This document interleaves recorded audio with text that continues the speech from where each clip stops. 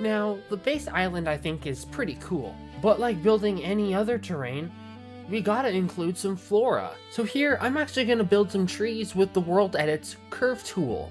As you can see, it's pretty simple. All I do is pick a few points, and then use a command on World Edit to fill it in automatically. Now, instead of just leaving it a giant floating turd, I did a little bit of manual tapering, roughing it up a little bit, and so it kind of has that natural tapering, wild tree look.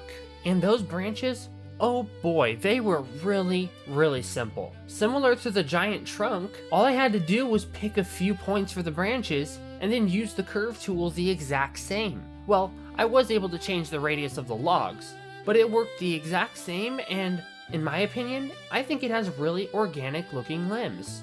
And the leaves were no harder. For the leaves, I used a combination of oak leaves, mangrove leaves, and believe it or not, mangrove roots.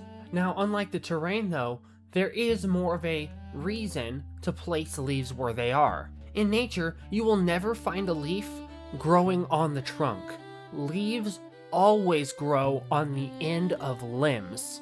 And so when you're placing leaves, make sure you're not just placing them randomly. Be intentional about it. And as you can see, I actually made a couple varieties. There's trees with no leaves, trees with thin leaves, and trees with a lot of leaves.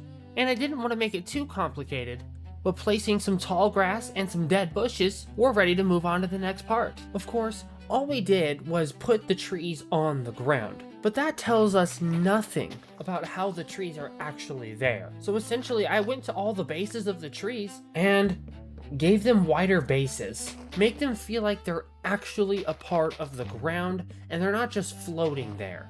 After all, a big tree like this needs to get nutrients somehow. Now, for a lot of the inland trees, it was pretty simple. I just had to extend the base a little bit. But for these trees that were closer to the edge, it was actually kind of a neat thing to do. I actually built roots that stuck out of the ground, that grabbed onto the side of the ledge, that not only was getting nutrients from the ground, but was also holding the tree up for its dear life. And again, I think it just makes the presence of the tree feel more convincing. It makes it feel like it was meant to be there. Check out the full video in the description.